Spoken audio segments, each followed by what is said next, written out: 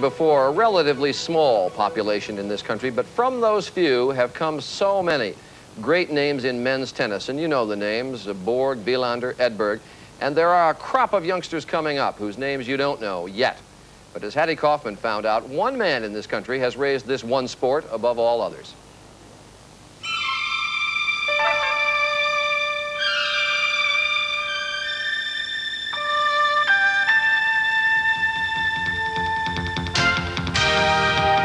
Put the word sports after the word Swedish, and what do you get? Well, remember, Sweden won the bronze in ice hockey at this year's Olympics, and Gunde Svan won the gold in the men's 50K cross-country race, and of course, Sweden shares Europe's passion for soccer.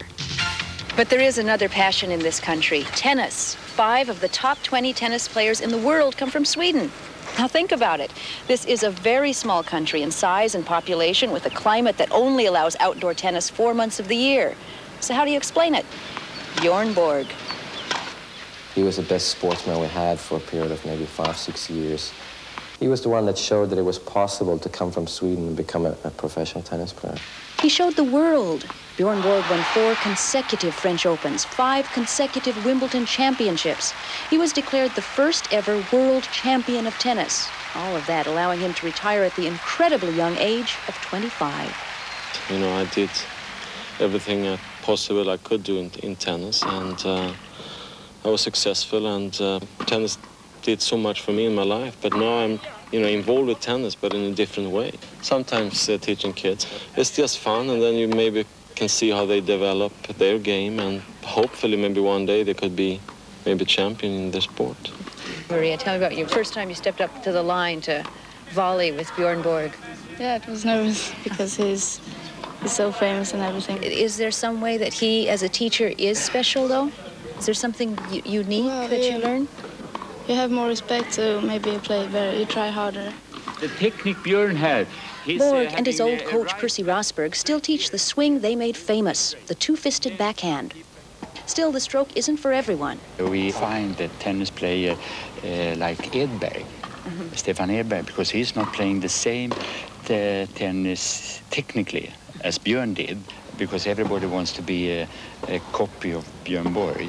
And now they see they can play with another technique. Percy helped Stefan change his backhand to a single hand at age 14. At age 19, Stefan won the Australian Open, beating both Ivan Lendl and Mats Wilander. He became the hero of Sweden's Davis Cup team, winning the deciding match in 1985. Now, despite the intense competition, the Swedish players remain truly a team.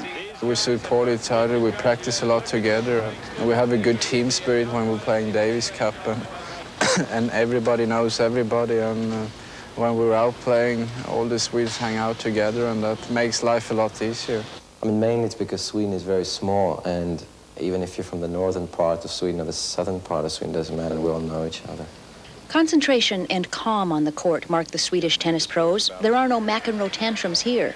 I think it's great for tennis that you get players like Connors, McEnroe, and Nastase used to be, because it gives tennis more interest. They can't really relate to somebody like, even somebody like me that maybe can play for 4 or 5 hours without showing any emotion. Mats Wilander, like most of the top Swedish pros, came from a small town with minimal facilities. Now there are tennis clubs in almost every community and young players on almost every court, each one with his favorite idol. Mats Wilander. Why is that? He seems to be a nice guy, and he plays like me. Who are your heroes? Björn Borg, Mats Wilander. What is it you'd like to do or be? Be best. If you could achieve whatever it is the most, when you know you've made it, what would that be? When I am one of the 100 best. And then you have to also ask, what if you don't make one of the top 100? I go on and try again.